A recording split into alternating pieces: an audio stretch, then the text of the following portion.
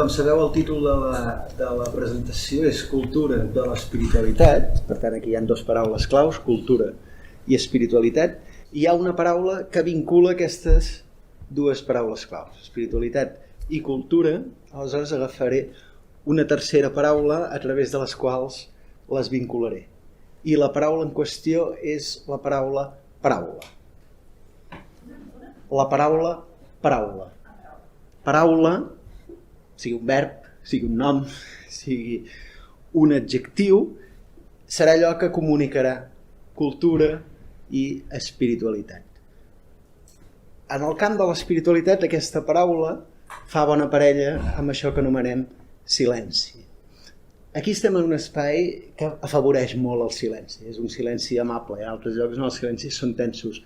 I per tant, si us sembla, per trencar una miqueta amb la dimensió de la qual venim i obrir-nos a un nou espai de diàleg, proposo que fem un segon de silenci, encara que sigui 10-15 segons, perquè el silenci fa com de cortina i després s'obre de nou el teló i entrem en un altre escenari. Per tant, si us sembla, començarem amb uns instants molt i molt breus de silenci. Que la paraula entri en diàleg amb el silenci és molt interessant, perquè el silenci permet completar la paraula. El que s'ha dit canvia una mica de sentit quan es deixa reposar gràcies al silenci, i el silenci és un bon lloc d'on emergeixen les paraules, perquè si el que tenim és soroll, les paraules que apareixen doncs, no són tan inspirades, són més repetitives, obsessives, formen part d'aquest soroll. Hem parlat que parlaríem de cultura, parlarem també una mica d'espiritualitat. Començarem una mica per l'esfera de la cultura. En el camp de la cultura, això de la paraula, què significa? La paraula doncs, és diàleg, és això que estem fent aquí, és lectura, és traducció, és coneixement, és ciència, i aquesta paraula el que ens permet és abastar un espai doncs, més ampli, a mesura que coneixem paraules, a mesura que coneixem cultures, a mesura que coneixem ciència, a mesura que coneixem art, a mesura que ens enriquim culturalment el món, i aleshores doncs, la nostra cultura es va extenent, no? Per dir-ho d'una manera, o entra en contacte amb altres cultures, i el topar amb un altre punt de vista permet no només aprendre més, perquè cada cop que aprenem una cosa nova, aquesta cosa nova que aprenem se suma a les coses que ja sabem, però sobretot aprendre una cosa nova i descobrir un altre punt de vista, sobretot el que fa és transformar el que tenim. Tot el que sabíem passa a ser transformat gràcies a la nova cosa que aprenem. I aquesta transformació crec que és la clau. Per tant, hi ha una part d'extensió que és molt interessant, enriquir-se per sumar, però sobretot la part que em sembla important és la de transformació. I aquesta té molt a veure amb l'espiritualitat, perquè ja no té tant a veure amb una dimensió d'extensió, una dimensió superficial, conèixer món, sinó té a veure amb una dimensió de profunditat. Aquesta paraula doncs, es dota també de silenci, es dota també d'un coneixement que no és ben bé el coneixement del món, sinó és com el reconeixement del món. No? I així com la cultura ens permet conèixer, l'espiritualitat ens permet reconèixer. I reconèixer vol dir tornar a conèixer, però també vol dir conèixer d'una manera diferent. El que era conegut ara és reconegut. Aleshores, aquest prefix re tant pot voler dir tornar a conèixer com transformar allò conegut. Si anéssim a buscar al diccionari la paraula cultura, trobaríem moltes definicions, perquè és una paraula molt polisèmica, però d'entrada m'ha agradat veure que de les tres principals accepcions que es donen, una té a veure amb els coneixements de tota mena que la persona posseeix, això és tenir cultura, és tenir coneixements. Després també té a veure amb la conducta, amb les maneres de fer, etc. Per tant, per una banda coneixement, per l'altra banda conducta, maneres de fer, costums, I finalment també és un conjunt de tradicions, un conjunt d'una societat, és una cultura. No? Tenim la cultura catalana, tenim la cultura de la pau i tant de bo tinguéssim una mica de cultura de l'espiritualitat. Això és del que parlarem avui. Això són 3 Cs que vaig veure allà, coneixements, per una banda, conducta, per l'altra, i conjunt, en el sentit de que té una dimensió social, coneixements. Els pot tenir una persona, la conducta també la pot exercir una persona, però en el moment que apareix la tercera, si és el conjunt, escolta, la cultura no és només el coneixement que jo tinc, sinó sobretot és el que creem entre tots. No? Això em porta a pensar en 3 dimensions en les quals anirem penetrant, 3 àmbits, que són l'individual, el social i el natural, per dir-ho d'una manera. Tenim un medi ambient, que és el medi ambient en el que vivim. Aquí estem en un lloc que, tot i estar a Barcelona, doncs està bastant rodejat de verd. Hem entrat i hem vist uns nenúfars. A diferència d'altres llocs de Barcelona, ens ha sigut fàcil aparcar, els que venim de fora de Barcelona. Per tant, hi ha una certa harmonia amb la naturalesa, cosa que en altres llocs no hi és i es troba a faltar, i en altres llocs doncs n'hi ha més i es gaudeix encara més de la natura. Per tant, aquesta dimensió de profunditat en la naturalesa és important que la trobem. Si la naturalesa hi és, ens ha sigut regalada i era abans que nosaltres, per tant, és el medi en el qual se'ns ha donat existència, però és un medi que podem preservar i com millor el cuidem, com millor el sapiguem reconèixer, no només conèixer, perquè coneguent la naturalesa no n'hi ha prou, perquè coneguent-la la pots explotar. En canvi, quan la reconeixes, no només la coneixes, sinó, escolta, la conec i no l'exploto perquè la reconec. No? Reconèixer implica aquest tracte com un igual. Aleshores tenim aquesta dimensió, després tenim la dimensió social, que com hem dit és de la cultura per antonomàsia. O sigui, quan parlem de cultura en general ens referim d'una cosa que forma part d'un grup humà. Per tant, la dimensió social és important en la cultura s'obté gràcies a la convivència, gràcies a la trobada en grups socials, i finalment la dimensió individual, que no té res a veure amb l'individualisme, però la dimensió individual del cultiu de la cultura és rellevant. I veureu que he utilitzat la paraula cultiu, i és que la paraula cultiu, que té a veure amb un hort, no?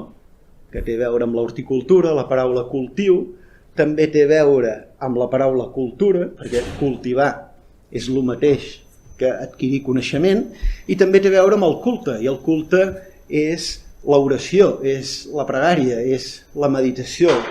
Per tant, l'arrel etimològica de la paraula cultura ja ens porta a l'àmbit de la naturalesa, del cultivar, ja ens porten a l'àmbit del coneixement i de la cultura, també ens porten a l'àmbit de l'espiritualitat, i aleshores crec que és una paraula que tota aquesta polisèmia ens resulta molt interessant.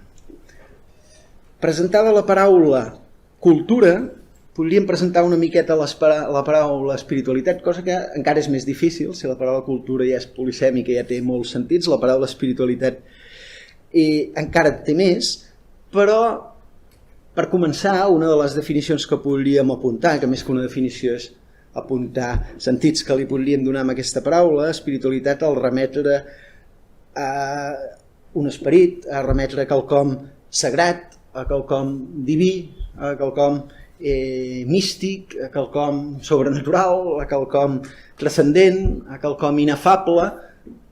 Això és una olla de grills, no? Com a paraula espiritualitat cadascú la pot entendre com vol, i una primera definició que li podríem donar és el vincle. O sigui, el vincle. Hem parlat d'aquest espai social, d'aquest espai natural, d'aquest espai individual.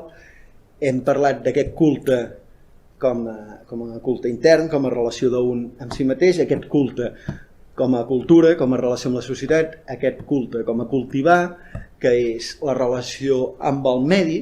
Doncs l'u espiritual no seria ni allò natural, ni allò social, ni allò individual, sinó allò que ho relliga tot i fa que tot sigui una mateixa cosa. O sigui que cultivant la naturalesa estiguem cultivant la societat i que estudiant i adquirint coneixement i estudiant llengües i estudiant ciències estiguem adquirint cultura i escoltant-nos a nosaltres mateixos, estiguem desenvolupant sempre espiritualitat.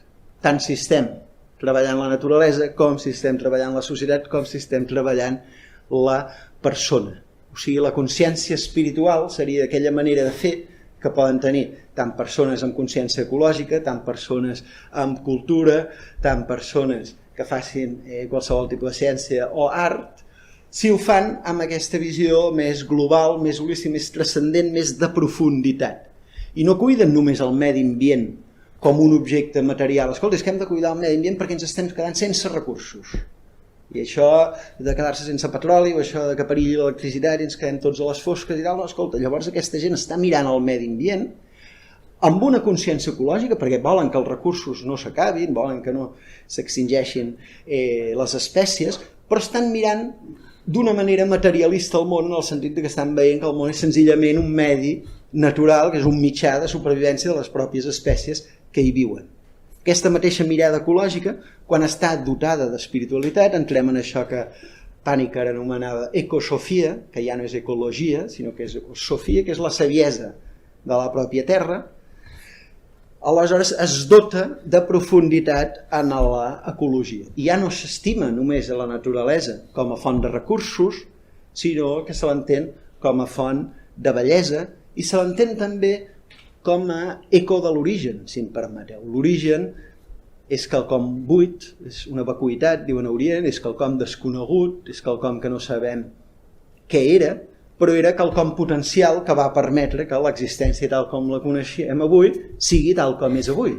Aleshores, aquest eco de l'origen és silenciós, aquest silenci del qual hem parlat al principi, l'origen és silenciós, però explota d'alguna manera, verbalitza alguna cosa, fa que algú vibri, posa en moviment els cossos i es desenvolupa això que anomenem univers. Doncs en aquest univers no hi veiem el propi univers, sinó que hi veiem un eco de l'origen, com una caixa de ressonància d'una guitarra, per exemple, fa que la corda que vibra al costat d'aquesta caixa soni més fort.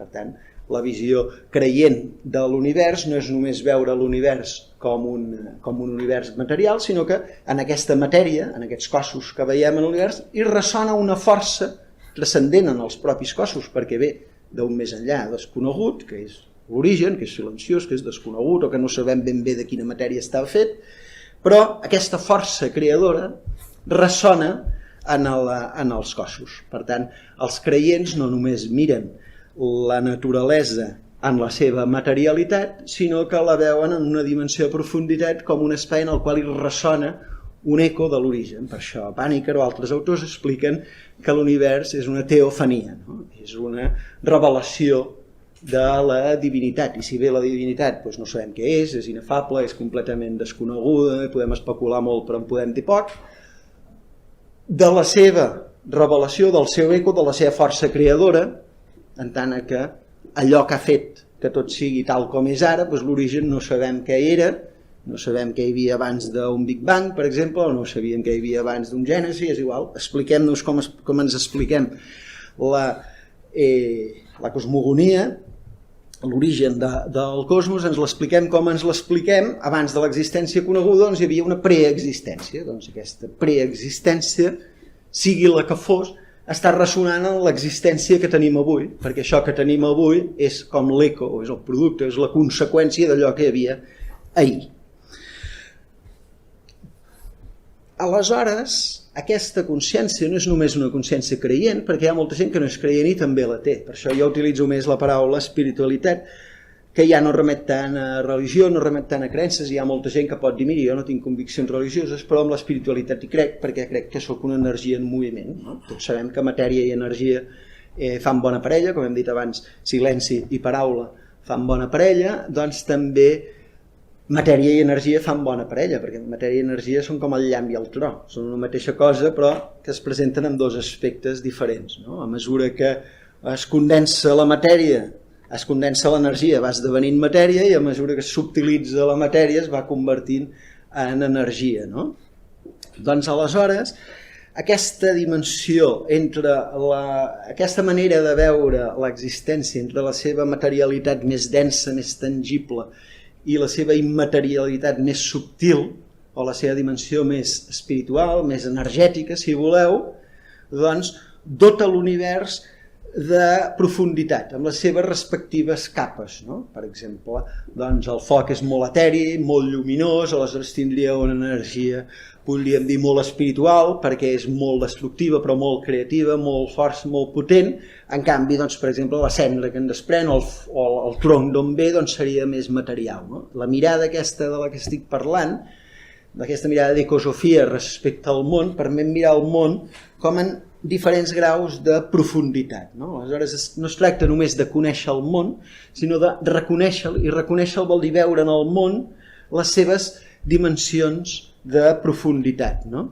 I per això cal la paraula, però per això també cal el silenci, perquè el silenci és el que permet contemplar, és el que permet tenir una mirada sobre les coses, no? I la mirada sobre les coses és important. Abans, entrant aquí, parlàvem d'aquests nenúfars que hi ha en aquest petit estany que hi ha aquí a la Torre Jussana, i discutíem molt breument sobre si la bellesa és relativa o és absoluta. I a mi m'ha vingut al cap que pels xinesos, per exemple, és relativa, perquè els xinesos diuen que no pots conèixer la bellesa si no coneixes també la lletgesa, i que no hi pot haver el coneixement si no hi ha la ignorància, i que no hi pot haver coses que pugin si no hi ha coses que baixen, i que no hi pot haver un yin si no hi ha un yang, no hi ha un dors d'una cosa si no hi ha també la cara de la cosa, no? I que no hi ha dia sense nit, i que no hi ha bé sense mal, i que no hi ha una cosa sense l'altra, però entre una cosa i l'altra, per exemple, entre l'estiu i l'hivern també hi ha una gradació que fa que sigui el propi hivern el que, desenvolupant-se a si mateix i donant-se continuïtat a si mateix, esdevingui l'estiu. O sigui, tenim una cosa que és l'estiu, que és completament diferent a l'hivern, perquè és lluminosa i calorosa, i en canvi l'hivern doncs, és més fred i més fosc, però resulta que el que no tenim és un límit clar entre una cosa i l'altra. O sigui, tenim coses diferents, però no tenim límits clars entre les coses. Jo podria dir que el límit entre jo i el món exterior és la meva pell, però en el moment que el so de la meva veu arriba i penetra a través de les vostres oïdes, una part de mi està sortint de mi mateix i està entrant en vosaltres. I en el moment que jo inspiro aire també estic adquirint oxigen que hi hagi aquí i l'estic inspirant. Per tant, jo qui sóc? Jo sóc aquest individu que respiro aquest aire i que verbalitzo aquestes paraules, o sóc aquest aire que passa a través d'aquest cos en forma silenciosa o en forma sonora.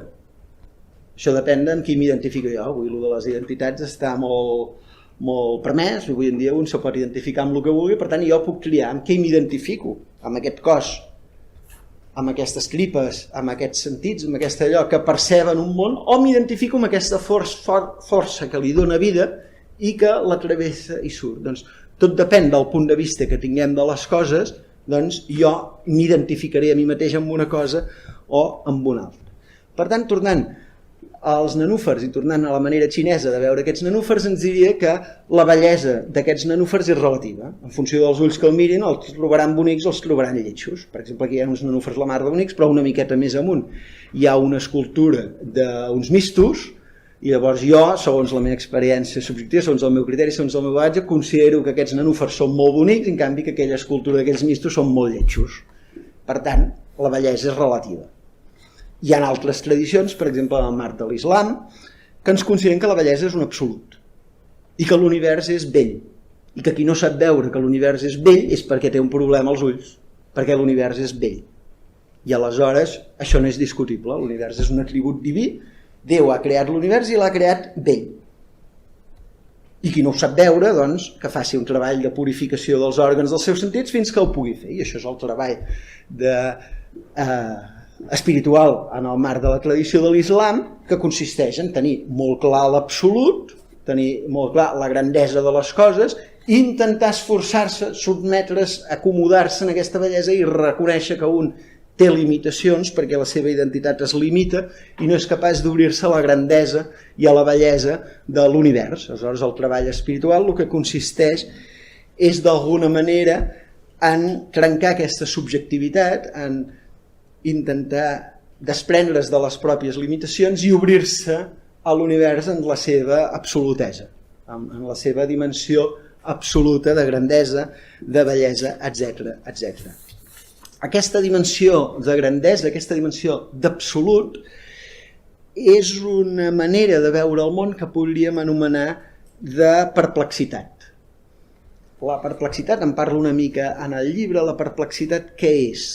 La perplexitat és una manera de veure les coses, una manera d'estar en el món, un estat de consciència, digueu-li com vulgueu, en el qual una persona veu la realitat, viu la realitat, sent la realitat, percep les coses, però és incapaç d'explicar-les, és incapaç de demostrar-les perquè transcendeixen tot llenguatge, és un coneixement directe, digueu-li místic si voleu, no? Si jo faig així,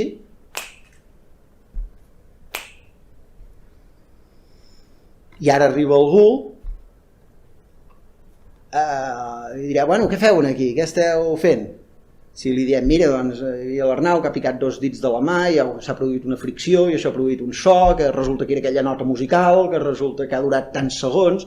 Bueno, podríem fer tota la investigació del que ha passat, a més ho tenim gravat, podríem mirar quants minuts o quants segons ha durat el so, podríem mirar la onada i tal, però l'experiència d'això només es té fent això.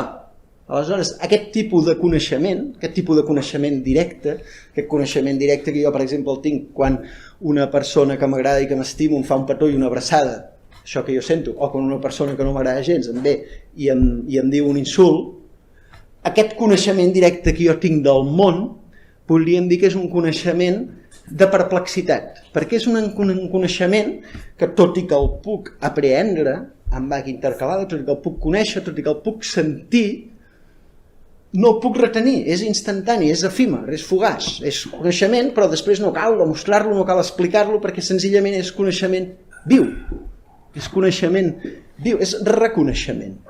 I si així el coneixement doncs, es pot explicar, es pot traduir, es pot interpretar, es pot analitzar, es pot contrapesar amb una altra perspectiva, el coneixement ens agrada per això i ens agrada molt el diàleg i ara entrarem en diàleg i llavors podem confrontar postures i això ens enriqueix molt. Això és un tipus de coneixement i té a veure amb la cultura, però hi ha un altre tipus de coneixement que és el reconeixement i té a veure amb això evanescent, inefable, transcendent, però que no és només purament transcendent perquè se'ns presenta i nosaltres en som testimonis i nosaltres ho vivim. Per tant, perplexitat vol dir que al mateix temps és un coneixement cognoscible, però al mateix temps és inefable.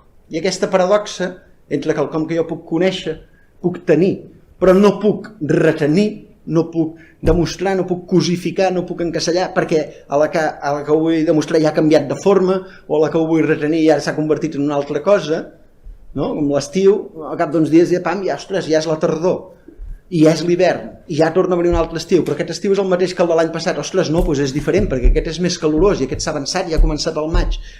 Bueno, doncs aquesta impermanència de les coses que fa que no les puguis retenir, però al mateix temps que les puguis viure i conèixer, és la perplexitat. O sigui, no estem en un món on pel fet de que les coses no es puguin definir, no es puguin cosificar, no es puguin tancar en compartiments, en categories, no es puguin tancar, perquè són obertes i en diàleg constant i transformant-se constantment, no pel fet de que les coses no es puguin definir i tancar, deixen d'existir i passem a estar en un món doncs, que és una massa amorfa en la qual tot està barrejat. No.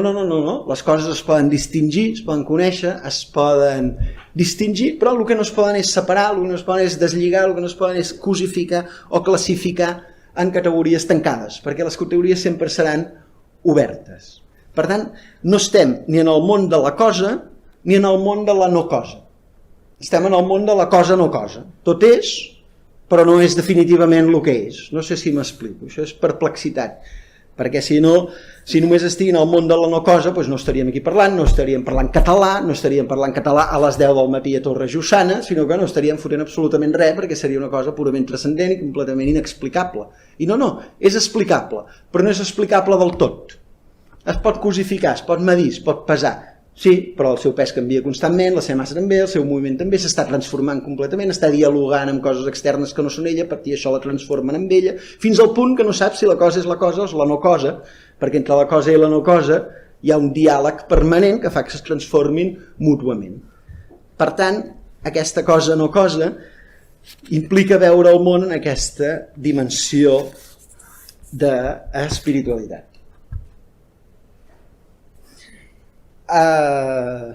Aquesta no sé si és la definició tradicional d'espiritualitat, crec que no val la pena que ens entretinguem ara a veure que és una cosa que ve del llatí, que té a veure amb les religions, però que sí que m'agradaria és presentar una mica aquest concepte des del marc de la cosmovisió de l'islam, perquè crec que ens permet donar un altre sistema de coneixement, un altre llenguatge, una altra manera de veure les coses, i el que és interessant és veure com quan les coses s'analitzen des d'un altre punt de vista es veuen diferents.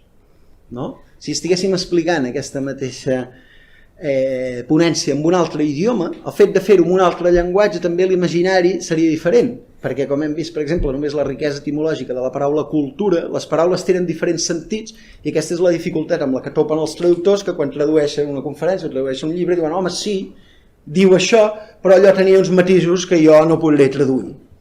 I per això està bé conèixer llengües, perquè a part de llegir traduccions doncs es poden contrastar els sentits de les paraules i un té mires, no? Aprendre llengües no és només tenir això quantitativament una altra manera de dir la mateixa cosa, sinó que permet dir la mateixa cosa però d'una manera diferent. És el que hem dit abans, sumar coneixement permet transformar el coneixement.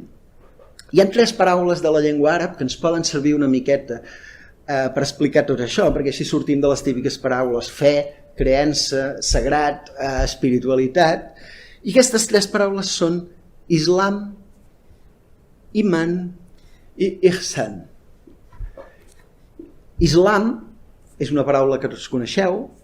Islam, a part de ser una tradició religiosa, com ho és el judaïsme, com ho és el budisme, com ho és el cristianisme, és una paraula que significa aferrament a la realitat o, com moltes vegades potser haureu vist, submissió a la divinitat. Per mi submissió a la divinitat és equivalent a aferrament a la realitat. Aferrament a la realitat vol dir acceptació o cenyir-se a la realitat tal com és, a la realitat tal com és donada, no tal com un voldria que fos, sinó tal com és, inclosa la voluntat d'un mateix en aquest, el món tal com és. O sigui, quan vull que el món sigui tal com és, això forma part del món tal com és. Per tant, si jo vull menjar macarrons o vull menjar arròs, aquesta elecció meva també forma part del món tal com és. O sigui, acceptar el món tal com és no vol dir no tenir-hi res a dir. Quan un diu, no, jo em cenyeixo a Déu, jo em sotmeto a Déu, no vol dir que un directament s'alieni i passi a fotre a casa amb algú sense criteri completament alienat. Quan es diu cenyir-se a Déu, vol dir cenyir-se a Déu amb aquesta complexitat. Islam, per tant, és el sentiment de pertinença a una realitat que transcendeix l'individu. És entendre que l'individu apareix en un context superior al propi individu i, per tant, que l'individu pot fer una mica el que li dona la gana, però no del tot, perquè depèn d'unes determinacions, d'unes condicions que el sotmeten.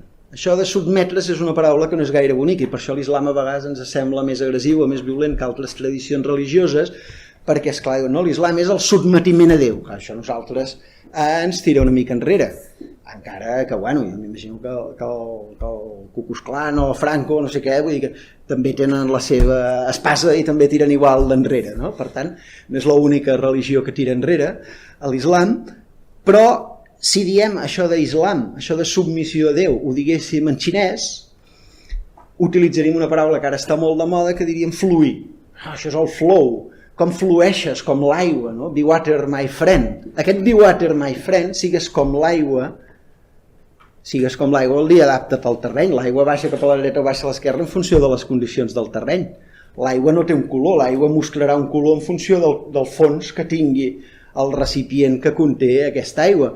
L'aigua no té forma, pren la forma del seu recipient, no té color, no té forma, el seu curs està determinat pel seu terreny. Aquest adaptar-se al medi, aquest fluir tan bonic, és la submissió de la que parlen els musulmans, no ens enganyem. Per tant, uns ho diuen d'una manera més rígida, els altres d'una manera més tova, però dit d'una manera dura o dit d'una manera tova, tots estan explicant que la teva relació amb el medi ha de ser harmònica i vol dir que tu t'has d'adaptar en el medi, com millor sàpigues adaptar-te en el medi, com millor sàpigues relacionar-te amb el medi, com millor sàpigues fluir amb el medi, i per tant adaptar-t'hi i sotmetre-t'hi, més bé viuràs. Per tant, jo entenc que el camí taoista i el camí sufí o el camí de l'islam doncs, són bastant similars, encara que són llenguatges diferents. Amb això hem definit una miqueta la paraula islam, perquè avui volem definir algunes paraules per entendre això de la cultura de l'espiritualitat. La segona paraula de l'àrab és iman. Iman, que no té res a veure amb l'imam de la mesquita, que acabaria amb ema, sinó acaba amb n, iman, tampoc és un imant del pol positiu i el pol negatiu, que s'acosten i s'allunyen. Iman és una paraula que ja fa de mal traduir, i aquí ja topem amb un llenguatge que no sempre és fàcil de traduir, perquè al mateix temps significa fe i coneixement, però fe o creença i coneixement. Aleshores, l'iman què és? Doncs és aquesta certesa de la que hem parlat abans, aquesta guspira de llum, aquell petó que hem dit, escolta, a mi m'agrada, o aquell cop de puny que hem dit, a mi no m'agrada, no? Que em fan donar un insult, no m'agrada, o sigui, aquest coneixement indemostrable que no es pot compartir, no? Això forma part de la meva creença, jo crec que fa fred, no, escolta, però si jo tinc calor, bueno, és un coneixement, però és creença amb el sentit de que és, bueno, és fe, jo dono fe de que això ha sigut així, soc testimoni de que he viscut així, ara potser vindrà un altre testimoni i sobre els mateixos fets donarà una altra versió.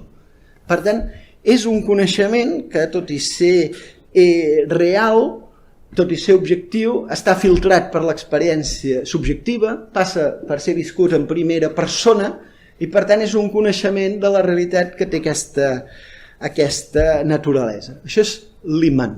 L'iman implica que un ha d'obrir-se a un coneixement que no sempre pot ser explicat, no sempre podrà ser compartit. Hi ha una part, igual que hem dit que estàvem sempre vinculats amb el món, vinculats amb els altres, en diàleg amb els altres, menjant cada dia, respirant a cada moment.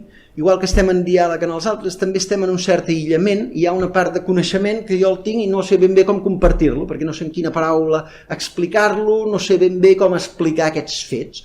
Doncs aquest coneixement que jo tinc i que no sé si sóc capaç de transmetre, de demostrar, d'objectivar, doncs, bueno, és fe però és coneixement. Per tant, iman és aquest concepte. I aquest concepte porta a un tercer concepte, perquè és un camí que es dibuixa des de l'islam, que hem dit l'acceptació del món tal com és, o sigui, la submissió a Déu, l'acceptació de que el creador és Déu i no nosaltres. Aquesta és la primera fase del camí espiritual en el marc de la tradició sufí. Comences amb l'islam, és a dir, comences amb l'acceptació de les coses. Jo he vingut aquí, bueno, doncs ho accepto. Si hagués anat a parar a un altre planeta, doncs tindria unes altres condicions. Vinc aquí, bueno, doncs ho accepto. Llavors vaig amb camisa, en lloc d'anar despullat, parlo català, bueno, doncs accepto el món en el que vic. Per tant, el primer és l'islam, però l'islam no és altra cosa que l'acceptació de la divinitat, o de la realitat que t'ha sigut donada. El segon pas és l'iman, o sigui, jo en aquest món que accepto, doncs, m'hi vull relacionar i vull conèixer una miqueta. Llavors tinc aquestes guspires de llum o tinc aquestes experiències subjectives que em fan que jo aquest món no només hi visqui, sinó, ostres, jo el conec, el descobreixo, m'agrada. Aleshores, això ens porta a un tercer estat, si evolucionem correctament, que és el d'ihsan. I l'ihsan és l'excel·lència. L'ihsan és el que els budistes anomenarien el despertar.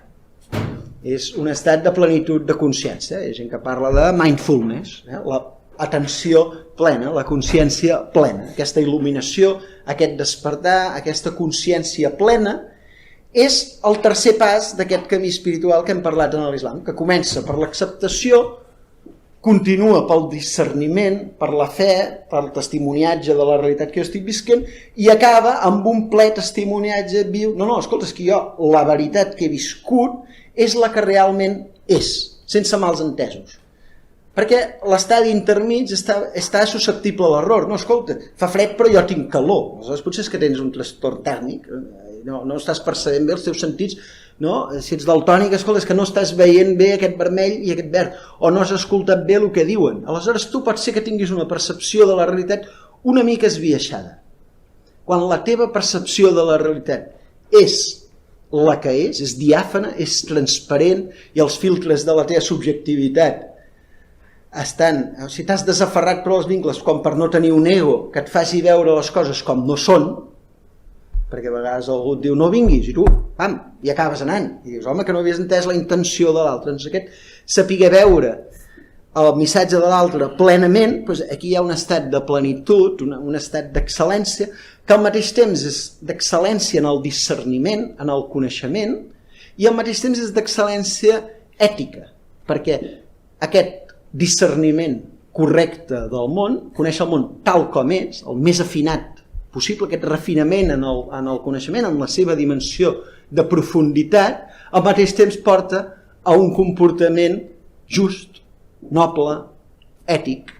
I avui en dia, doncs, potser està molt de moda en el món el coneixement, la investigació, la tecnologia, el progrés, però aquesta dimensió de coneixement està deslligada d'una dimensió ètica i una persona doncs és infinitament més rica que una altra que és infinitament més pobra. Jo, per exemple, puc ser feliç investigant, però no seré feliç veient que en la meva empresa jo com a investigador i l'altre com a empleat doncs cobro infinitament cops més. Jo puc dir, escolti, doncs m'agradaria que hi hagués una forquilla salarial entre jo i l'últim treballador. Doncs si necessita 1.000 euros, doncs jo necessito 5.000, però no necessito 500.000. I ell no pot viure amb 500. Doncs tenir coneixement en aquesta cosmologia que estem dient, en aquest sistema, en aquest llenguatge que estem dient, en aquesta manera de veure el món que estem dient, aquest ihsan no és només tenir un coneixement ple de la realitat, sinó també és relacionar-se amb la realitat de la manera més justa i més ètica possible. Aquest seria una miqueta el camí espiritual en la tradició de l'islam explicat el més resumidament possible. Però per què he explicat això? No per explicar l'islam, perquè no és el tema que avui ens ocupa, sinó per explicar que aquí estem parlant d'un llenguatge diferent, d'una tradició religiosa diferent, i això vol dir d'un sistema d'ordre diferent i d'una manera de posar les categories diferents. Nosaltres estem habituats a que ens expliquin, per exemple, en això de les creences, en això de les cosmovisions, que ens diguin, bueno, vostè és creient o és no creient? Vostè és creient? Ah, molt bé, vostè és creient. Però vostè és creient musulmà? Vostè és creient catòlic? Vostè és creient protestant? Aleshores, primer hem separat creients, o hem distingit, perdó, creients de no creients. I d'entre dels creients hem distingit els diferents credos. Si anem en el llenguatge d'aquest àrab, en el llenguatge de l'islam, veurem que les coses s'ordenen diferents. I primer tenim vostè és musulmà o no és musulmà? És a dir, vostè accepta les coses o no accepta les coses? Vostè accepta la realitat en la que viu o es nega a viure en la realitat que viu? Sí, jo sóc musulmà, jo sóc muslim, jo practico l'islam, practico l'acceptació de la realitat. Ah, molt bé, vostè és musulmà, molt bé, i aleshores quina és la seva creença? Vostè té iman, el seu discerniment, quina és la seva creença, quina és? Vostè creu que fa calor o vostè creu que fa fred? Vostè creu que això és blau o vostè creu que això és verd? Si això la creença que hem dit, la creença es tradueix per iman, amb bena, la seva creença és ulterior a la seva condició d'acceptació. I finalment vindria la tercera etapa, que és la del discerniment. Però aleshores això què vol dir? Que la fe, la creença, el credo, des del punt de vista de l'islam, és secundària a l'actitud. A canvi, aquí, o a la religió, perquè la religió és el primer, hem dit, no, això és l'islam. L'actitud que jo tinc al món d'acceptació antecedeix. No? Amb això m'estic fent una mica un embolic, però el que vull dir és que hi ha un sistema d'ordre diferent i que no és tan fàcil comparar una religió amb l'altra, perquè nosaltres el que entendríem d'una manera i ho ordenaríem d'una manera i ho classificaríem d'una manera, amb un altre llenguatge, les traduccions no són del tot exactes, no tenen una paraula per fe, sinó que tenen una paraula que és iman. I aquesta paraula resulta que no només significa fe, sinó que també significa coneixement, i aleshores aquesta fe ja és una cosa diferent a la fe que tenim nosaltres. I el fet de ser una cosa diferent a la que nosaltres tenim fa que en relació amb les altres paraules també s'ordeni de manera diferent. És com l'alfabet es pot ordenar de manera, però a la que entres en un llenguatge que té un alfabet diferent, però resulta que també s'ordena diferent. Per exemple, el xinès no és una llengua alfabètica, sinó que és una llengua que funciona amb sinogrames. Alguns són ideogrames, vol dir que plasmen una idea, alguns són pictogrames, que vol dir que plasmen allò, d'altres no són ni pictogrames ni ideogrames, sinó són senzillament caràcters, però aquests caràcters són paraules completes, dotades de sentit.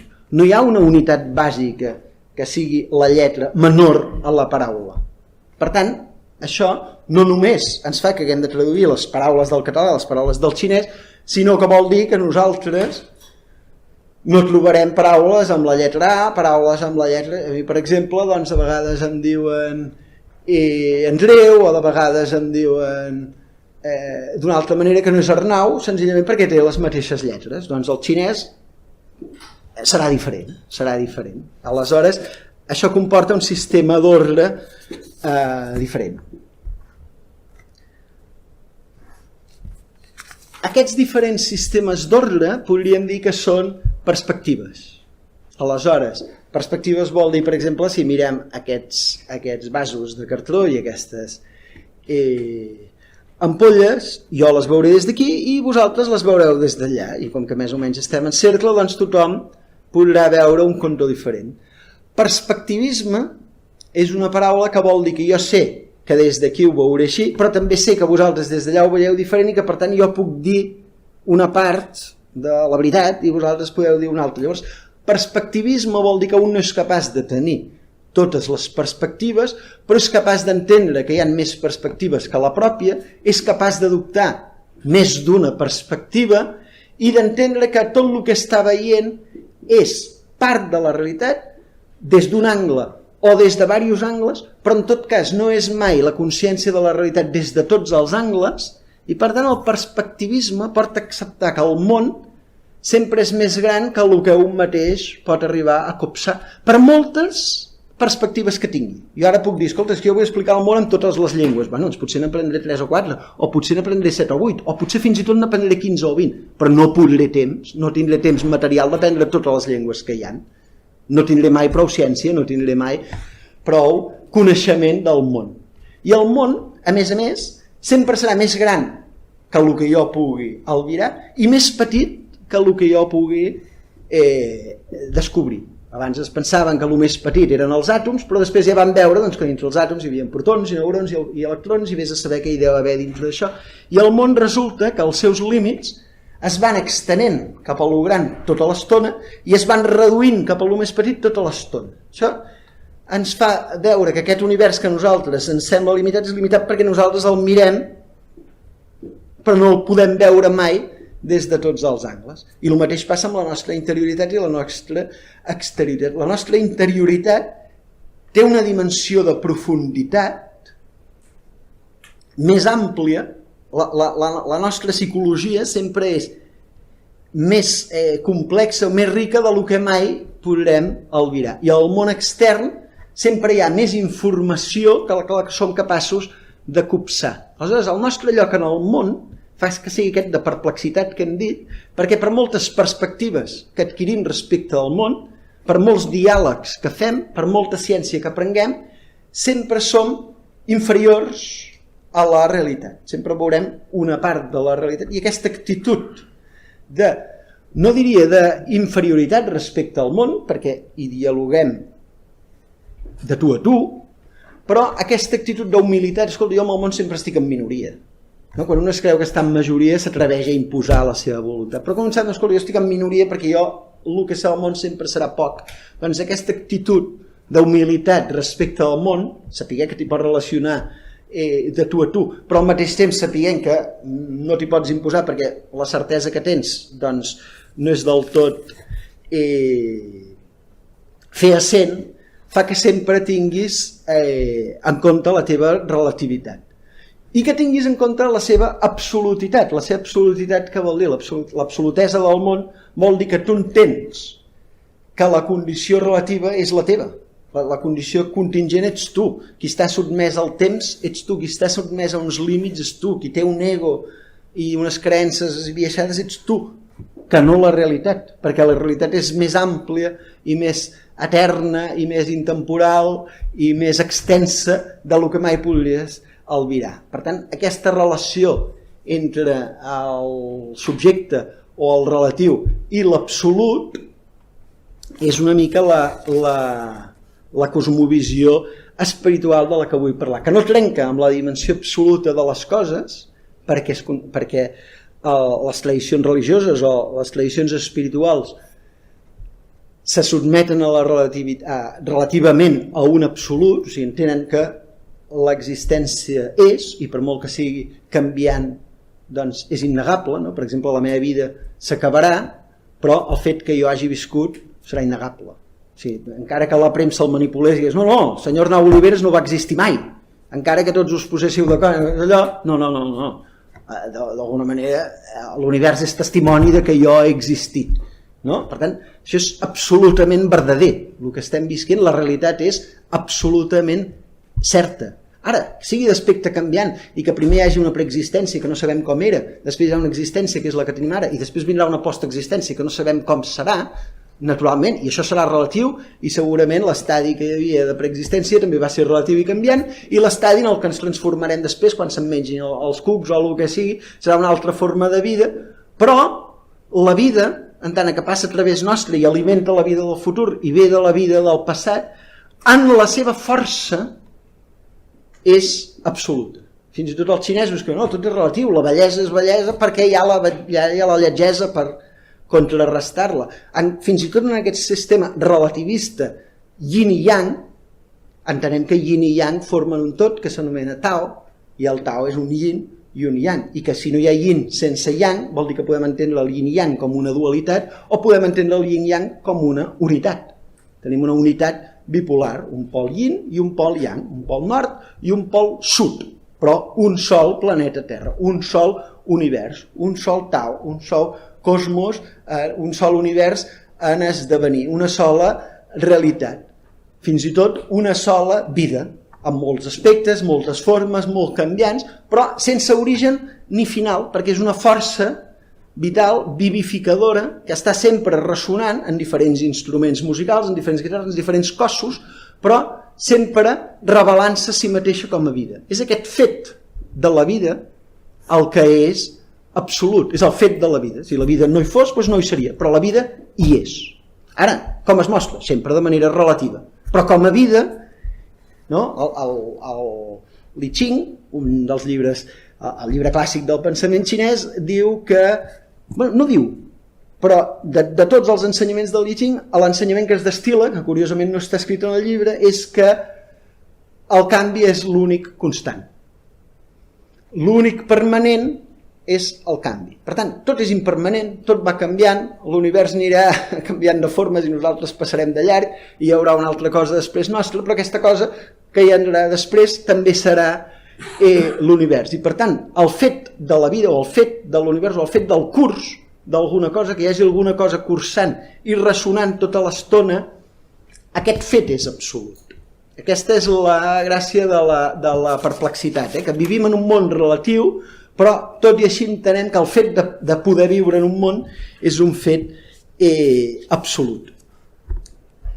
Per anar acabant d'emmarcar això que dèiem, en lo de la cultura de l'espiritualitat, perquè he apuntat moltes coses, però com que la vida és eterna ja ho explicarem en un altre context, en un altre llenguatge, o ja ho explicaran unes altres persones, però d'alguna manera potser, i tornant una mica en el missatge del llibre i en els conceptes que hem començat, cultura de l'espiritualitat és aquest tipus de comportament que practica una societat, els components de la qual viuen amb aquesta actitud de perplexitat, saben que viuen en un món relatiu, però el respecten com un absolut, respecten el do de la vida com un absolut, respecten la naturalesa com una cosa més gran a si mateixos i a la qual han vingut sense donar-se vida a si mateixos, per tant accepten aquesta realitat tal com és i la intenten preservar el millor possible, i aleshores quan es té en compte aquest estat de perplexitat, que hi haurà coses que jo puc conèixer però n'hi haurà d'altres que jo no puc conèixer, hi haurà coses que jo podré atrapar, hi haurà coses que jo podré explicar, però n'hi haurà d'altres que se m'escaparan, com la sorra entre les mans. Qui té aquesta actitud. Qui té coneixement però sap que el seu coneixement és relatiu i que els límits del coneixement no estan en allò que pot ser conegut, sinó en el subjecte coneixedor. O sigui, jo no ho coneixeré tot perquè jo tinc els meus límits temporals, perquè jo tinc les meves limitacions mentals, perquè jo tinc els meus llenguatges, els meus codis. Per tant, jo tinc limitació, però no l'objecte que podria conèixer, que és el món, o inclús jo mateix. O sigui, si jo el que vull és estudiar biologia, o si el que vull és estudiar medicina, o jo el que vull estudiar-me psicologia, o el que vull és estudiar-me és a mi mateix, tampoc el meu objecte d'estudi també és superior a mi. O sigui, jo sóc superior a mi mateix, perquè jo, quan vulgui conèixer a mi mateix, mai em podré conèixer del tot. Sempre hi haurà coses de mi que se m'escaparan, sempre hi haurà coses de mi que em sorprendran. Doncs qui està en aquesta actitud de perplexitat i sap que un subjecte respecte a un objecte, que l'objecte és absolut, que el subjecte és relatiu, però sap que aquesta relació entre l'objectiu i el subjectiu, entre l'absolut i el relatiu, és de perplexitat, perquè al mateix temps el subjectiu és subjectiu, però està indissociat de lo... Com ho diré, tornant una miqueta a l'islam ho explica bastant bé això. Déu és l'absolut, no? Per entendre'ns, Déu és la realitat en la seva absolutesa. Déu els musulmans no s'encarreguen de definir Déu, però Déu és la realitat i Déu és la realitat absoluta. I totes les realitats, que són totes les coses, que són tots els noms, que són totes les paraules, que són totes les coses creades, són relatives.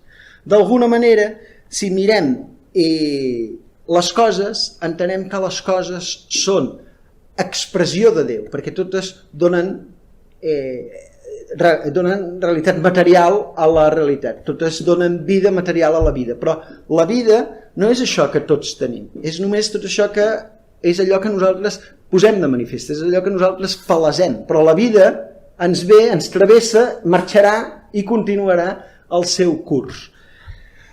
Per tant, entre l'absolut i el relatiu hi ha una relació de semblança, perquè el relatiu el que fa és manifestar o revelar l'absolut. Gràcies a que jo conec les vides concretes, conec la vida absoluta com a do, el do de la vida. Gràcies a que jo conec la realitat relativa, puc veure aquesta botella des d'aquest angle, des d'aquella, que jo conec la realitat relativa, puc donar fe o puc creure que hi ha una realitat absoluta, una realitat única, una realitat objectiva, però jo no puc sortir del meu punt de vista relatiu.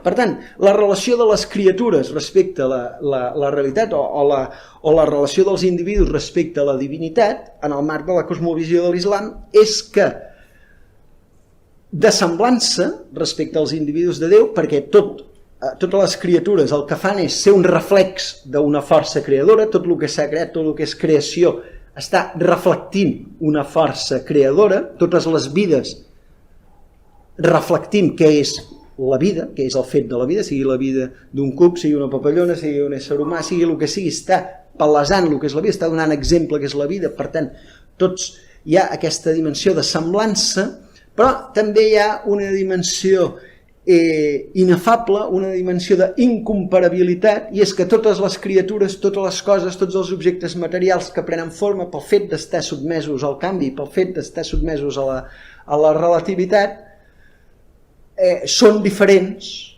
a l'absolut. Per tant, el relatiu i l'absolut són al mateix temps diferents i semblants. Es poden associar les coses a la divinitat? Sí, en la mesura que la divinitat les ha creat o la realitat les ha fet sorgir, som reals, pertanyem a la realitat, per tant representem la realitat.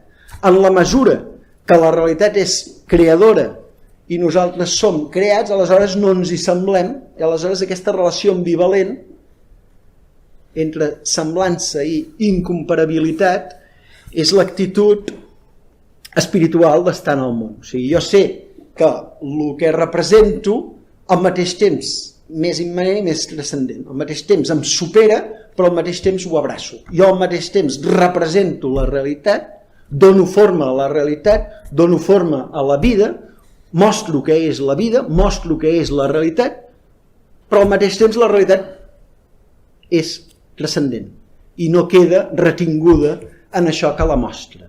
Aquesta és la visió espiritual de les coses. Sigui budista, sigui cristiana o sigui musulmana, la visió espiritual és aquella visió que... No, hi ha una realitat que em transcendeix. Però aquesta realitat que em transcendeix està completament al marge? No. Està revelant-se aquí. I es revela a través de la realitat que la revela, a través de profetes, a través de llibres, a través dels paisatges que observem. Déu revela la seva força.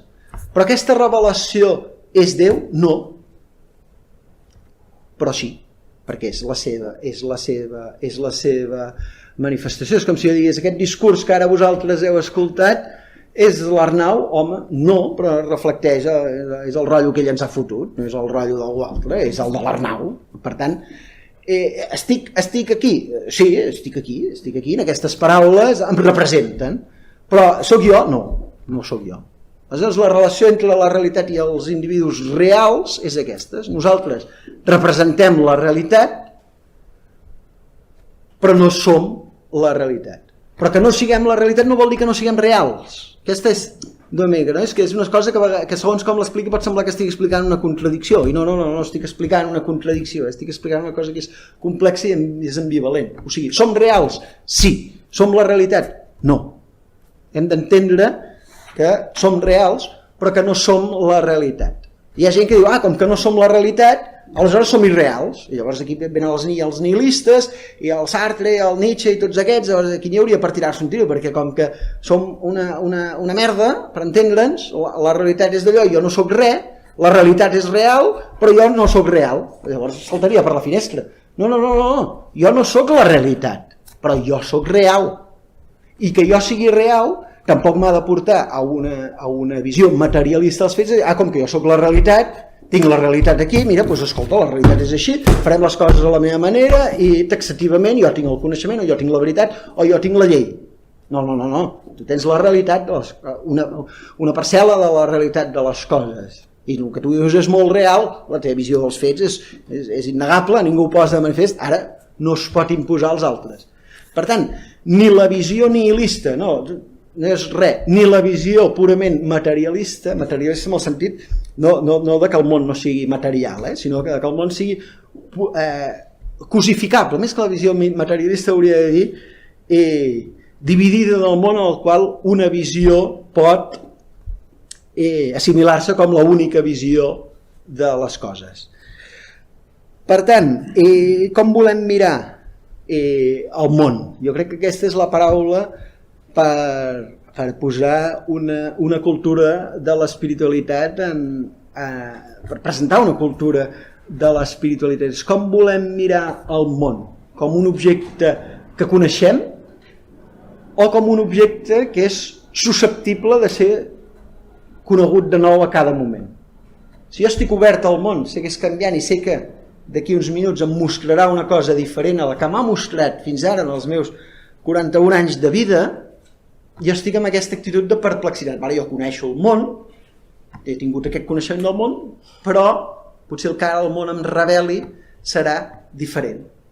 Per tant, quan jo estic fermament ancorat en el coneixement que tinc, sense negar-lo, sense rebutjar-lo, però tinguent en compte que podrà canviar, quan estic en aquesta actitud d'obertura, estic entrant en una cultura de l'espiritualitat. I això farà que jo em relacioni amb el món, que jo em relacioni amb la societat i que jo em relacioni amb l'individu des de la perplexitat.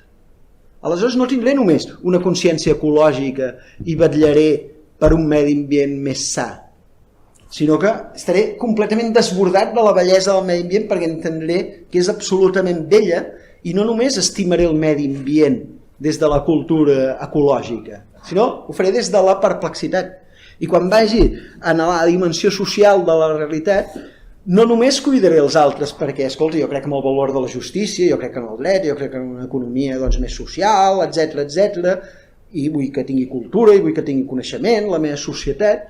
No només miraré la societat per enriquir la societat, per cuidar la societat i perquè tinc una visió humanista de la societat, sinó que a part d'aquesta visió humanista tindré aquesta visió espiritual, aquesta visió de perplexitat. Seré ecologista? Sí. Seré humanista? També. Cuidaré la salut, cuidaré la meva persona, cultivaré la dimensió interna de la meva persona sense ser individualista? Sí.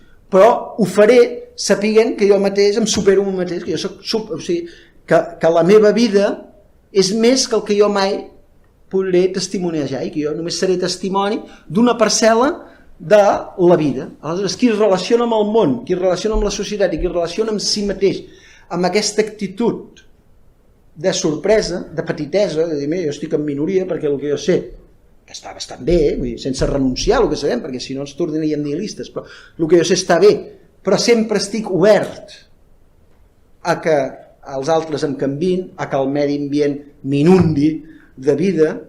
Aleshores jo crec que estem entrant en una cultura de l'espiritualitat i crec que es pot entrar en aquesta cultura de l'espiritualitat se sigui creient d'una religió o d'una altra, se sigui no creient, i aquesta cultura de l'espiritualitat es pot anomenar de qualsevol manera, n'hi ha prou dir, no, jo tinc una cultura doncs, lúcida i generosa, doncs no li diguem cultura de l'espiritualitat, diguem-li cultura de la generositat. Doncs diguem-li cultura de la generositat i així no genera el rebuig que podria generar la paraula espiritualitat, no hi tinc cap problema. Però si apunto la paraula espiritualitat en aquesta cultura, li poso el cognom d'espiritualitat, és perquè és una cultura que no és humanista, no és cultura de pau, no és ètica ecològica, no és consciència ecològica, no, té en compte aquest vincle transcendent que hem dit, o sigui, la dimensió individual, social i natural, i la dimensió individual, que és la que s'immisceja en aquests tres vincles i fa que una societat no sigui altra cosa que natura, que un individu sigui natura i que la natura doncs, també sigui societat, perquè els animals es veu que tenen la seva vida social i nosaltres quan anem a caminar pel mig del bosc ens podem sentir part d'aquesta societat que és el bosc i que la formen els insectes, la formen els ocells, la formen els arbres, hi ha una societat d'individus.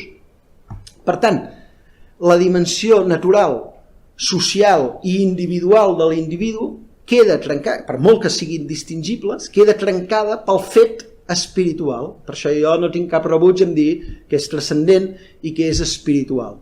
I per això crec que cal donar-li una altra paraula, perquè no en tenim prou amb la cultura de pau. La cultura de pau existeix, fa molts anys que hi ha molts llibres sobre la pau, però en aquests moments hi ha 30 conflictes oberts, a part del d'Ucraïna, hi ha uns senyors enriquint-se amb les armes, etc. Per tant, la cultura de pau està bé? Sí. Hi ha pau? No. Tenim consciència ecològica? Sí, està ple de grups ecologistes. Fa uns anys hi havia Greenpeace, ara hi ha la Greta Thunberg, és igual, però el món està com està. I el món hauria de ser verd i bonic i és gris i vermell ple de sang. A veure, per tant, aquesta consciència ecològica és insuficient. La cultura de pau és insuficient. Cal una cultura que abarqui la cultura de pau, la cultura ecològica i que empoderi les persones de dir no, és que el món depèn de com jo em relacioni amb el món. O sigui, si no es construeix una societat en la qual hi haurà molts del diàleg, com s'està fent en aquest grup. Escolta, jo ho veig així. No, doncs miri, jo ho veig així. Molt bé. Sense que un vulgui imposar la seva voluntat a l'altre, fins si no hi ha aquesta petitesa de cadascú respecte a una realitat més gran, la pau no és possible si no anem amb aquesta actitud d'humilitat. Potser s'hauria de dir cultura de la humilitat. Queda més bonic, cultura de la generositat i la humilitat. Ho compro, però no compro coneixement científic, cultura de pau, ètica, tot el que tenim no ho compro perquè falta l'element que relliga, i per això vull rescatar això que ens aporten les tradicions religioses. Unes ho aportaran en àrab en el context de la tradició de l'islam, altres ho aportaran en sànscrit en el marc de la tradició hindú, altres en arameu i altres en hebreu, etc. Però totes aquestes revelacions ens estan dient que nosaltres el que hem de fer és tenir aquesta actitud, digueu-li de submissió, digueu-li de fluir amb el món, digueu-li d'humilitat i generositat, digueu-li ser bona persona. Perquè si li pregunteu a un cristià i li dieu, escolta, què és ser un bon cristià? Dirà, sí, amb una paraula, ser bona persona. Amb dues paraules, bona persona. Si li pregunteu a un musulmà, escolta, què és ser un bon musulmà? Ser bona persona. Si li pregunteu a un bon budista, escolta, què és ser un bon budista? Ser bona persona. Perquè aquesta bona persona és una cosa que està molt desprestigiada avui en dia, és dir, no, aquest és un buenista, aquest té bona fe, aquest es deixa prendre el pèl. No, és una persona que demana el preu just, simplement no infla el preu del producte que ven. No és un buenista, no està fent el primo, no és un passarell. És una persona justa que vol cobrar el preu just per les coses i vol pagar el preu just per les coses i vol tenir una relació justa amb el món. Doncs això està completament desprestigiat perquè el que triomfa és l'èxit, el que triomfa és la fama, el que triomfa és el diner. I a tots ens agrada l'èxit, a tots ens agrada tenir diners i a tots ens agrada tot això, però amb quina actitud ho volem fer. No m'enrotllo més, però bueno, crec que això seria una mica per definir què és lo de la cultura de l'espiritualitat, i si voleu en parlem una miqueta. No.